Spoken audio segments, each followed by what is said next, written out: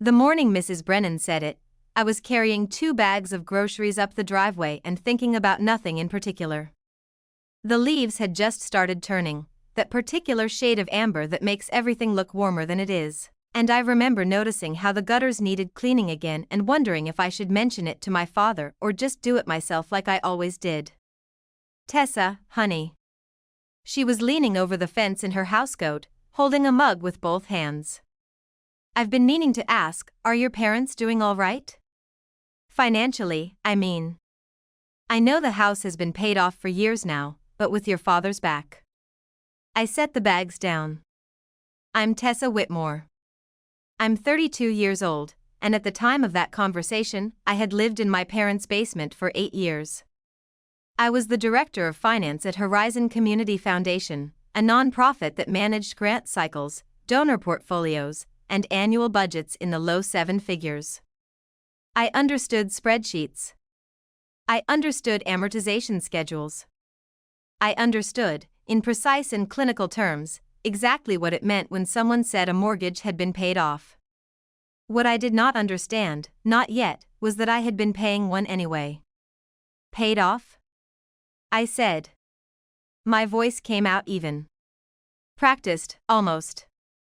Mrs. Brennan, Dorothy, though she'd always been Mrs. to the neighborhood kids, tilted her head with the particular confusion of someone who assumes they're stating the obvious. Since 2014, I think?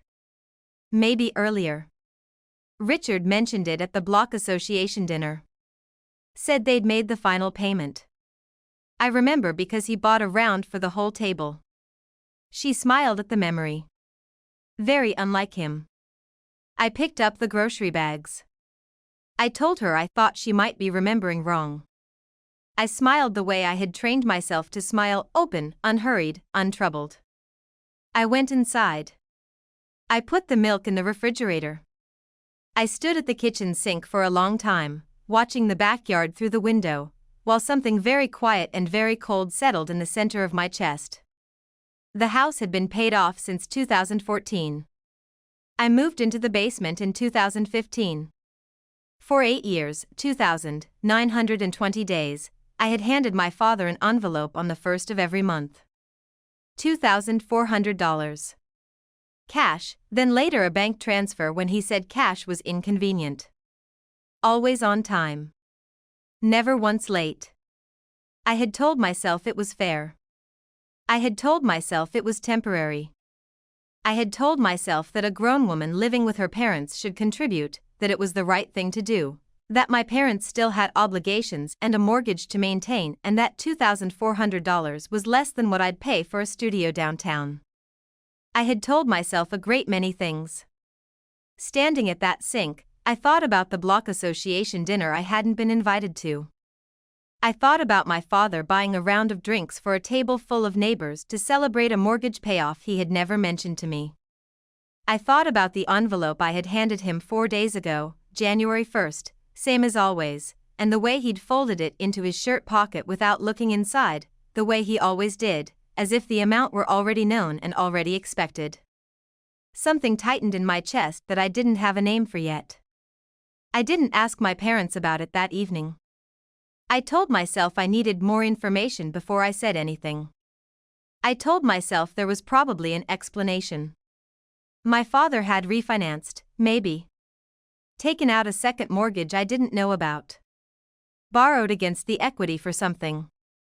There were 100 possible explanations, and I catalogued each of them carefully while I made dinner and set the table and listened to my mother talk about my sister Meredith's new apartment and the promotion Meredith had just received at her firm. Meredith was 35 and a CPA. She had her own place across town, a nice one, in a building with a gym and a doorman. She had never lived in the basement. Nobody had ever asked her to. That night I lay in my bed in the basement and listened to the pipes and told myself I was being irrational.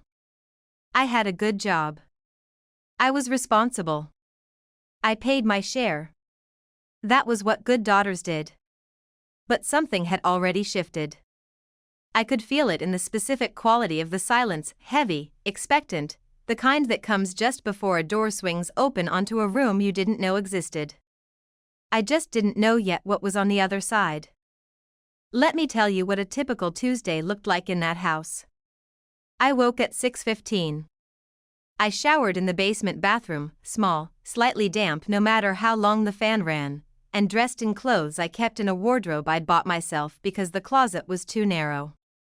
I made coffee in the kitchen upstairs before my parents were awake, because my mother didn't like the smell of coffee first thing in the morning, and I had learned, over 8 years, to arrange my mornings around her preferences without being asked. I drove 40 minutes to the foundation. I managed budgets. I reviewed grant proposals, ran projections, reported to the board.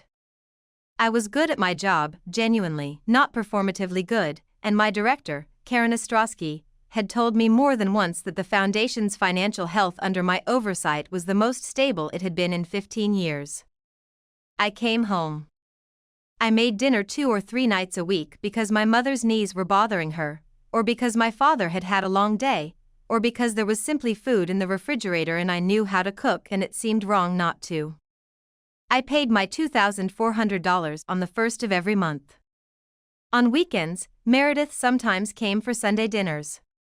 She'd arrive with wine, always a nice bottle, always selected with the small ceremony of someone who knows she'll be thanked for it, and she'd sit at the good end of the table and my mother would ask about her clients and her firm and the man she'd been seeing, a man named Bradley who came from money and had a name with a Roman numeral attached.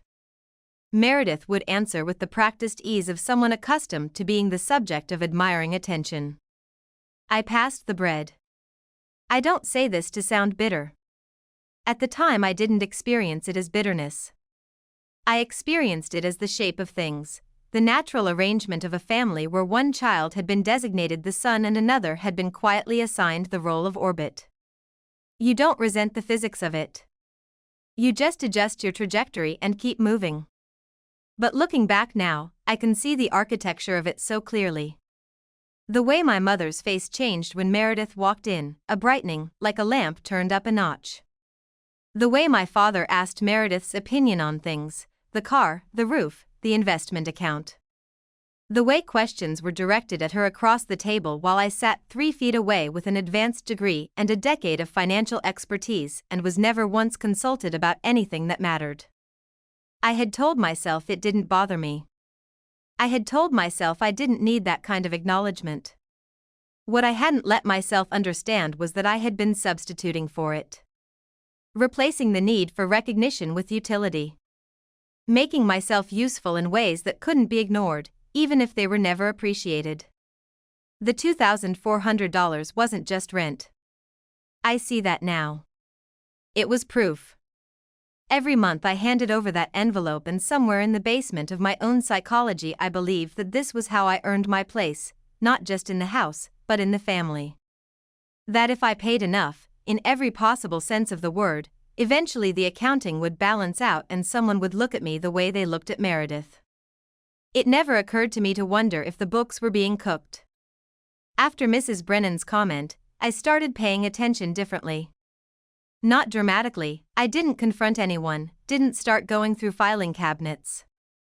I just began to notice things I had previously let slide past. The way my father changed the subject when I'd once, 2 years ago, asked about refinancing. "Oh, we've got it handled," he'd said, and turned back to the game, and I had let it go because he'd seemed tired and I hadn't wanted to push. I had filed that moment under consideration for others and moved on. It had not occurred to me to file it under evasion. The way my mother, when I'd mentioned once that my friend Lucia had gotten a great deal on a rental near the university, had said, "Well, you have it so much better here, Tessa. You should be grateful."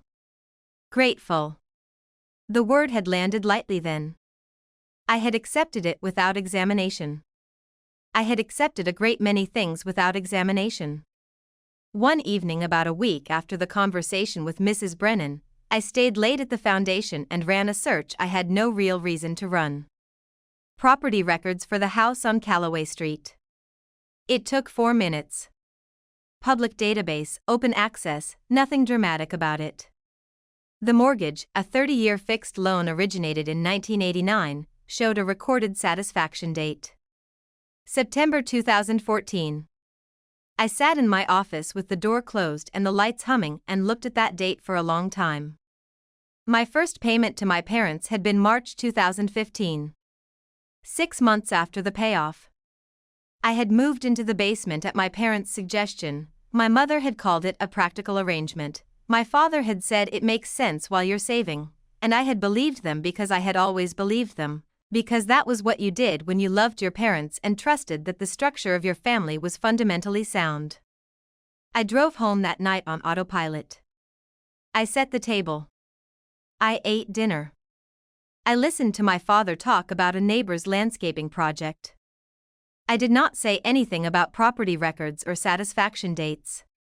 But something inside me had already broken open, not violently, not with drama, just quietly, the way a foundation crack starts, hairline thin, almost invisible, running all the way to the base. I called Lucia on a Thursday night, sitting in my car in the foundation's parking garage because I didn't want to have the conversation in a house where sound traveled through the vents. Lucia had known me since college. She was a paralegal now, sharp and unsentimental in the best possible way, and she had always been the person I called when I needed someone who would not tell me what I wanted to hear. "Say that again," she said, when I told her about the property records. I said it again. There was a pause. A careful one. Lucia's pauses always had texture. This one felt like she was organizing something before she spoke. "Tessa. You've been paying them $2,400 a month since when?" "March 2015. Another pause.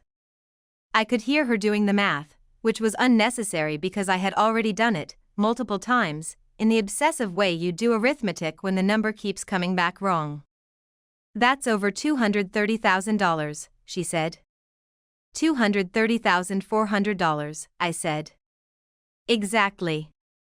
She was quiet for a moment. Then, "Okay. Before we say anything else, is there any possibility your parents took out a second mortgage? Home equity line? Anything like that?" I checked. No liens recorded. No helix. The property is unencumbered. Right. Another pause.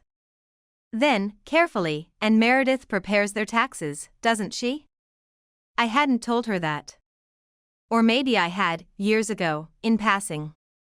Meredith had started doing the family taxes when she got her CPA license.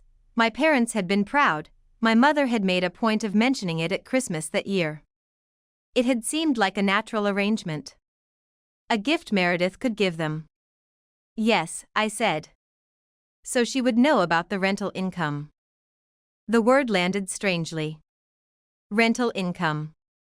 I had never thought of my payments in those terms. I had thought of them as my contribution, my share, my obligation. The idea that they constituted rental income, taxable, reportable, existing in a formal category with legal implications, had not, until that moment, fully assembled itself in my mind. I didn't ask the question that occurred to me right then.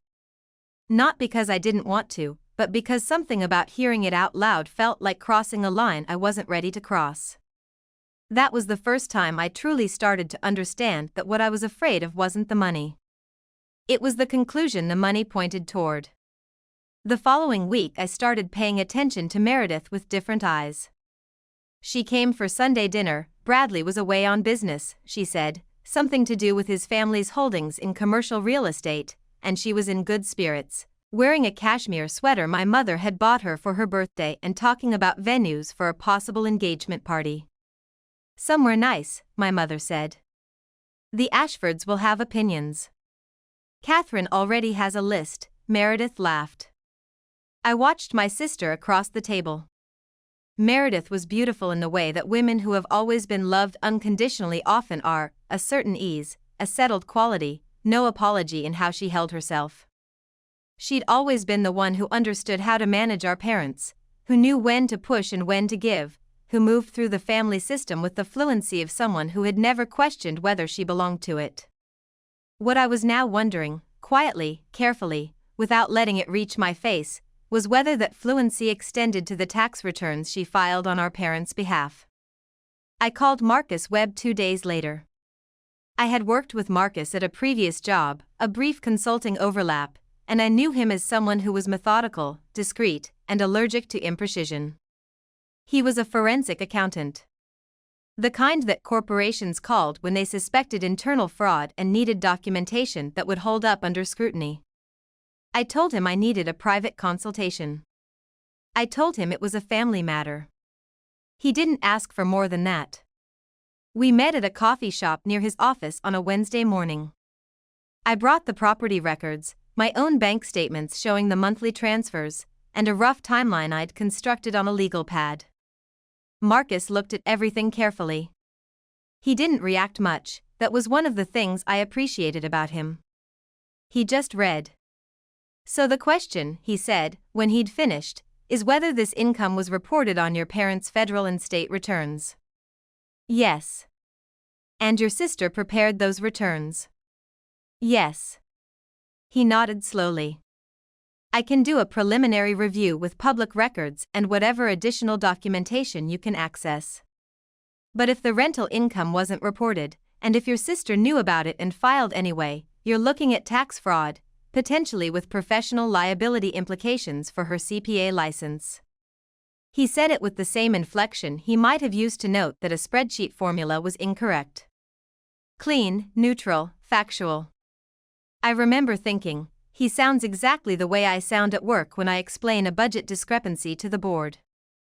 And I remember understanding, in that moment, that I had spent 32 years learning to speak the language of calm professional competence precisely so that I would be able to function in moments like this one, when the personal thing happening was so large that the only way to stay upright was to treat it like a professional problem.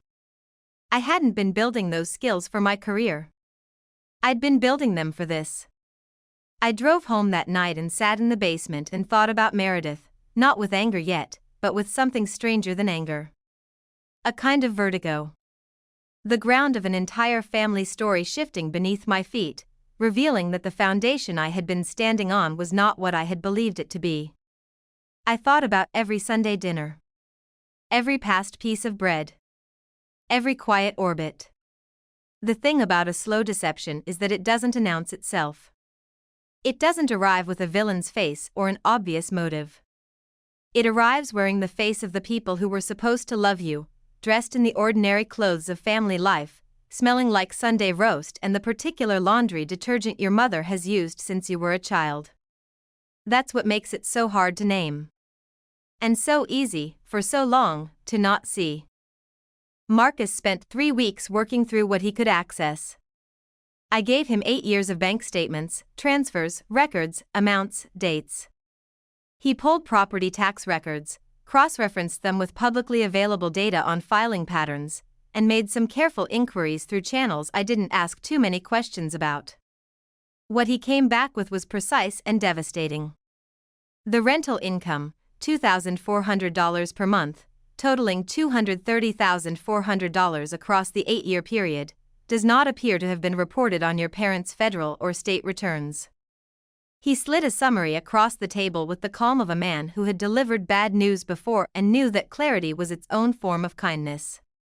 Your sister, as the preparer of record, signed those returns. Each one. I looked at the pages. Meredith's signature, tidy and professional, repeated across 8 years of tax documents. What are the implications? I asked, though I already knew. Unreported income of that magnitude, over 8 years, represents a significant federal and state tax liability, plus penalties and interest.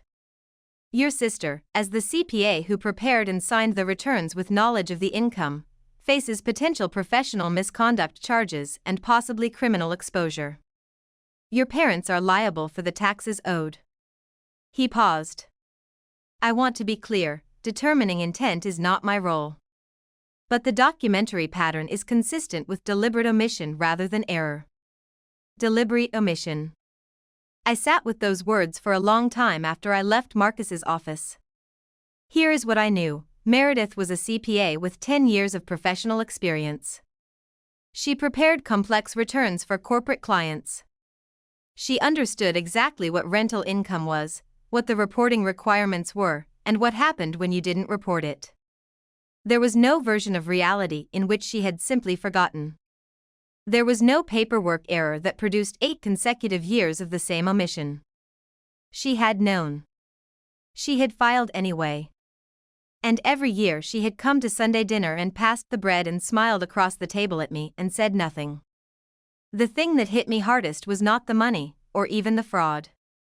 It was the image of Meredith sitting at her desk, competent, professional, meticulous, and making a choice. Year after year. A choice that required her to look at my payments, acknowledge them in some private mental register, and then deliberately exclude them from the document she was about to sign.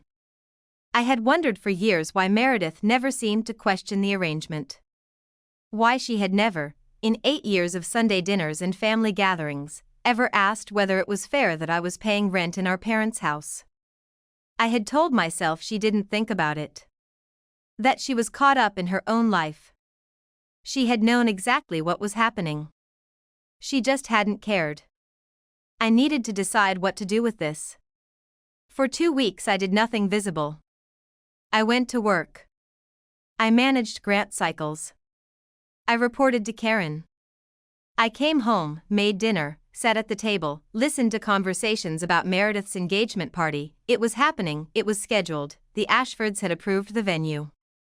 Briarwood Country Club. Meredith had found a dress. Bradley's mother Catherine had opinions about florals. Every evening I went to the basement and sat with what I knew. There was a version of this where I said nothing. Where I transferred the information to a lawyer, pursued a quiet civil claim, and simply moved out, got my own apartment, built my own distance, let the legal process unfold without any public confrontation. It was the tidy version. The professional version. The version that would cause the least immediate damage. I thought about it seriously. I wanted to choose it, in part because it was easier, and in part because some residual piece of me was still operating from the old instruction set, the one that said, keep the peace, don't make a scene, be a good daughter, be grateful. I turned the word over, grateful. What exactly was I supposed to be grateful for? I had been paying rent for a mortgage that didn't exist, to parents who had used that money while allowing me to believe I was contributing to a family obligation that had been discharged 6 months before I ever wrote the first check. My sister, the CPA, the golden child, the one they bragged about, had known and said nothing and signed her name to the silence 8 consecutive times. And at every Sunday dinner, at every Christmas, at every moment when my mother called me ungrateful for not doing more, for not being more, they had known. All 3 of them had known. The gratitude had been a leash. I called Lucia. I told her everything. She listened without interrupting, which was unusual for her, and when I finished there was a silence that felt like respect for the size of what I'd just said. What are you going to do? She asked. I had an answer by then. It wasn't the tidy version. Meredith's engagement party was in 3 weeks. Briarwood Country Club had a main ballroom with floor-to-ceiling windows that looked out over the 18th hole.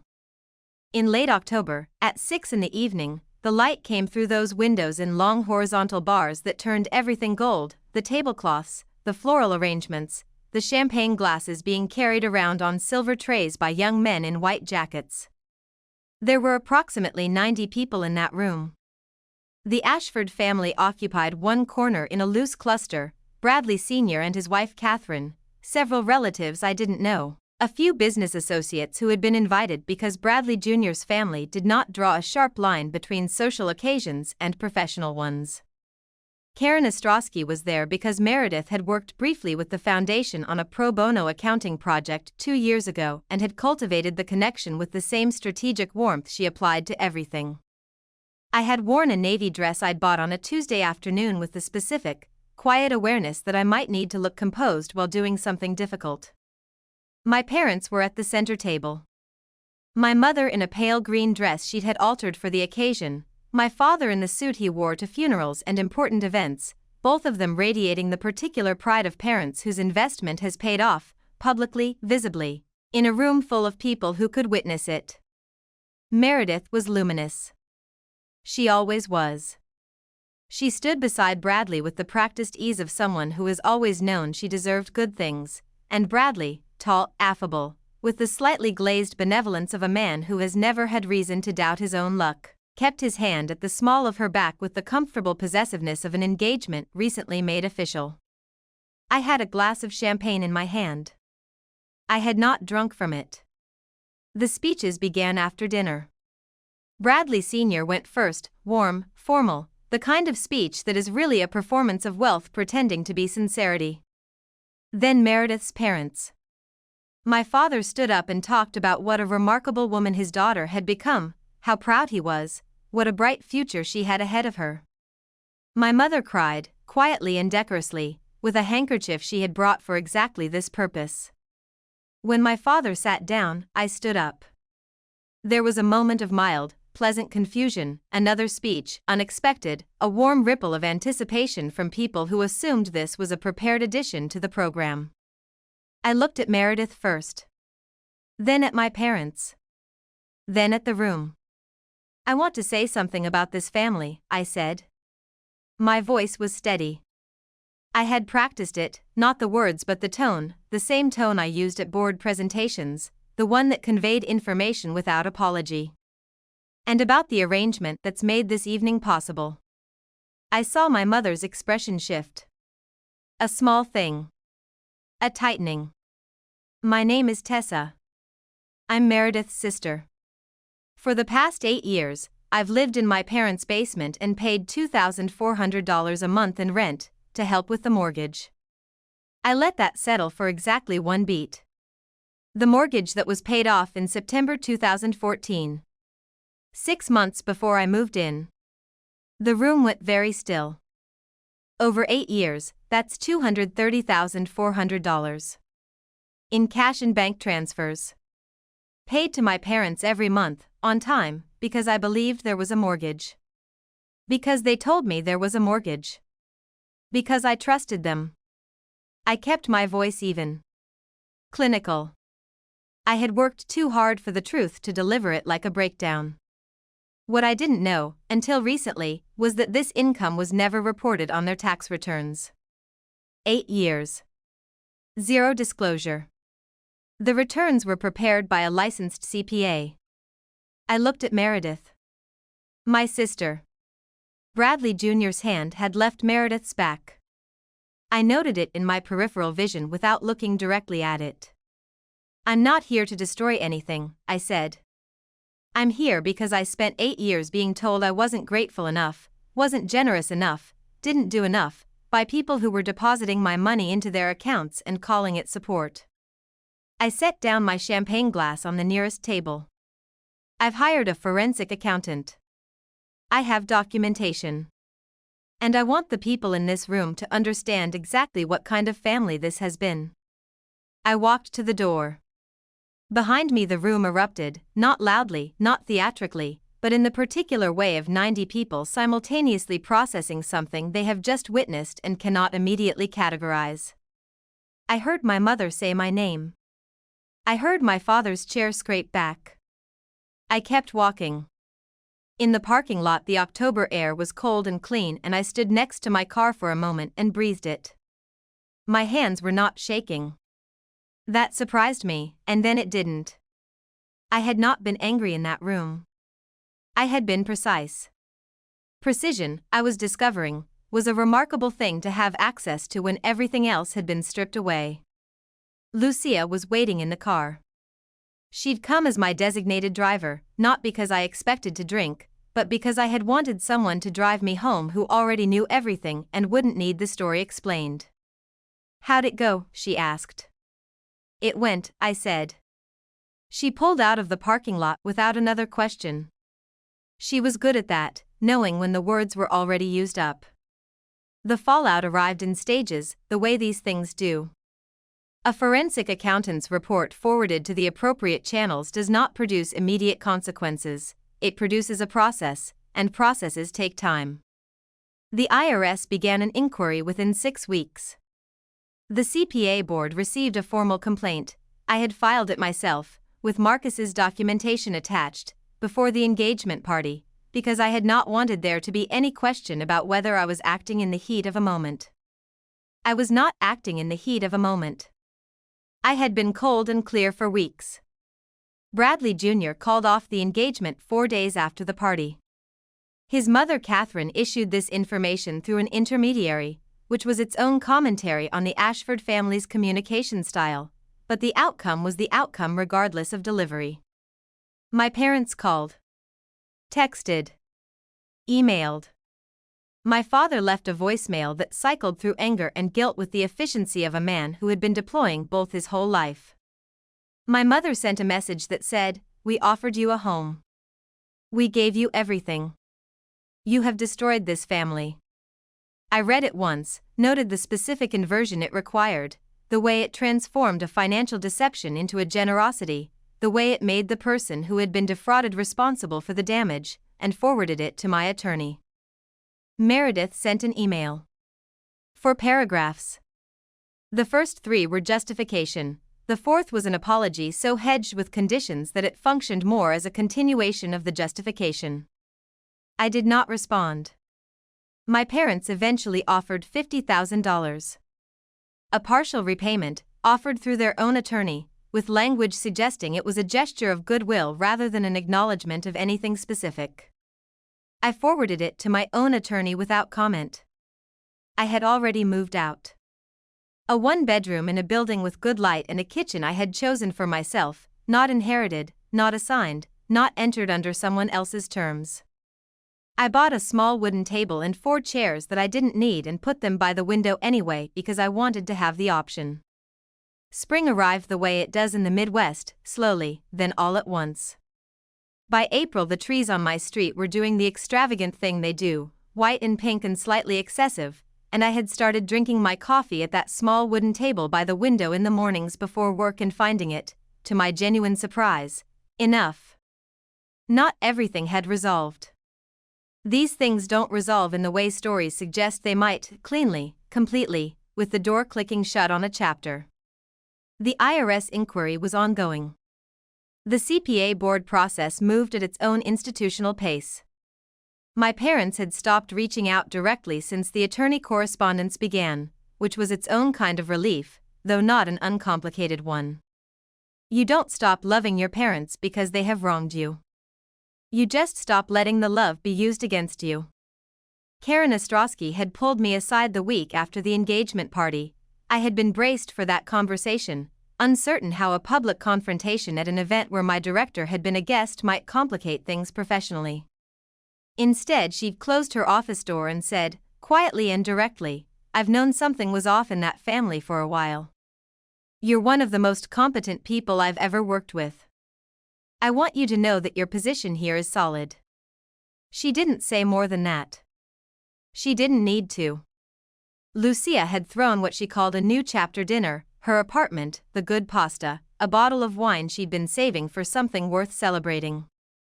She gave a toast that was, characteristically, 2 parts practical observation and 1 part the kind of affection that people who don't perform emotion express through action. I had cried a little, which she'd allowed without comment, and then we'd talked about something completely unrelated for the rest of the evening, and it had been exactly right. I thought about my family differently now. Not with rage, that had come and gone, brief and necessary like a fever breaking, but with a kind of clear-eyed sorrow. The thing I had to make peace with was not that my parents had defrauded me. The money was a fact, documented and in the hands of people equipped to address it. What required more work, slower work, the kind you do at 3 in the morning when it's quiet and honest, was understanding what I had contributed to my own situation. I had believed that enduring was the same as earning love. That if I paid enough, gave enough, asked for little enough, eventually the ledger would balance. It doesn't work that way. Love that has to be purchased at that price is not love, it's a business arrangement with a sentimental face on it. I knew how to read a balance sheet. I should have been reading this one more clearly from the start. But knowing that you should have seen something sooner is different from failing to be a good person. I had been a good person. I had been a trusting one. Those are not the same failure. I was learning, been a person who needed very much to be needed, who had confused being useful with belonging, who had organized 8 years of her life around the fear that if she stopped performing obligation she would stop being loved. Understanding that about yourself is uncomfortable. It is also, eventually, a door. Marcus had sent me a brief note after the IRS inquiry commenced, professional, matter of fact, the way Marcus communicated, saying that the documentation was holding and that my decision to file the CPA board complaint before the party had been, from an evidentiary standpoint, exactly right. I had acted from clarity, not from anger. That distinction mattered. On a Saturday in late April, I drove to the cemetery where my grandmother was buried. She had been my mother's mother, and she had died when I was 12, and I had loved her in the way you love people who see you without conditions. I sat for a while in the grass. I didn't say anything. I thought about what she would have made of all of this, and decided she would have been pragmatic and a little wry, the way she'd always been, and that she would have asked me what I was going to do next. I knew what I was going to do next. I was going to continue being the director of finance at a foundation that did meaningful work. I was going to drink coffee at my small wooden table in the morning light. I was going to maintain my friendships with the small fierce loyalty of someone who now understood, from contrast, exactly what genuine care feels like. I was going to speak to my attorney on the schedule we had established and let the formal processes do their work. I was going to be, as fully and unapologetically as I could manage, someone who had learned the cost of a particular kind of silence, and decided not to pay it anymore. That was enough. It was, in fact, more than enough. The gutters on the house on Callaway Street probably still needed cleaning. But they weren't my gutters. They had never really been my gutters. It just took me 8 years and one neighbor's offhand comment to understand that. What this story ultimately reveals is not a tale of exceptional cruelty, but something far more common and therefore more disturbing, a family system that had normalized extraction so thoroughly that no one inside it, not even the person being extracted from, had a name for what was happening. The fraud was real and the numbers were documented. But the deeper architecture was psychological, built over decades rather than years, and it operated through the mechanism that all sustained manipulation uses. It made the victim a participant in her own exploitation. Tessa didn't simply have money taken from her. She was persuaded, by language, by family mythology, by a lifetime of conditional love, to hand it over herself, and to feel grateful for the opportunity to do so. This is the specific damage of the golden child scapegoat family dynamic. The scapegoat is not hated, often they are described, sincerely, as loved. What they are not given is unconditional regard. Their position in the family system is functional, they exist, in the psychological economy of the family, as a resource and a contrast. The golden child's value is affirmed, the scapegoat's value is demonstrated through service. Tessa had been demonstrating her value since before she moved into that basement. The basement merely gave the arrangement a monthly invoice. What makes Meredith's role particularly significant is that it forecloses the most comfortable interpretation, that this was simply parental thoughtlessness, a passive failure to consider consequences. Meredith is a CPA. She is professionally trained to identify exactly what she was looking at. She signed her name to 8 years of returns that omitted income she knew existed, income her sister paid every month, and she came to Sunday dinner and let the arrangement continue. That is not oversight. That is a choice, made repeatedly, with full professional awareness of its implications. The question worth sitting with is why. Not why Meredith chose the path she did, the answer to that is fairly legible. She was the beneficiary of a family system that had always prioritized her, and disrupting that system would have cost her something. The more interesting question is why Tessa, a financially sophisticated woman who managed 7-figure nonprofit budgets, did not earlier apply her professional instincts to her personal situation. The answer, I think, is the specific anesthesia of family. We are not objective about the systems we were born into. We have too much history in them, too many early impressions, too many moments of genuine feeling threaded through the manipulation to see the whole picture clearly. Tessa didn't miss the signs because she was naive. She missed them because seeing them would have required her to revise a story about herself, the story of the responsible daughter, the reliable one, the one who contributed, that she had been telling herself for 32 years. The confrontation at Briarwood was not revenge. It was documentation. The distinction matters. Revenge is emotional, retrospective, designed to hurt. What Tessa did was prospective. She created a public record, before witnesses who included her own professional network, that could not be privately managed or quietly explained away. She had been methodical before the party and she was methodical at it. This is what 8 years of managing finances for a living looked like when it finally turned inward. The final cost of this story is not the $230,400, which may or may not ever be fully recovered. It is the revision of the past, the necessity of going back through 32 years of family memory and understanding that certain moments were not what they appeared to be. That is a loss with no clean resolution. You don't finish grieving it the way you finish a legal process. You just learn to carry the revised version without letting it flatten everything that came before. The more honest form of healing Tessa reaches is not that she stopped loving her family. It's that she stopped needing their accounting to be correct. What stays with me most about this story is not the fraud, it's the word grateful. How many times Tessa absorbed it. How thoroughly it had been weaponized. Gratitude is a genuine human value, one of the most important ones. But there is a particular cruelty in using it as a silencing tool, in training someone to feel indebted for the very exploitation they're experiencing. If there's one thing I'd want anyone listening to carry away from Tessa's story, it's this: the feeling that you owe something is not the same as actually owing something. Those two things can look identical from the inside. The difference is only visible when you're finally standing on the outside, in cold October air, with the documentation in your hands and the door closing behind you. How long did you quietly pay for something that was never real? And would you recognize it if you were doing it right now? Sometimes the most important question isn't who hurt you, it's what story did you tell yourself that made it possible.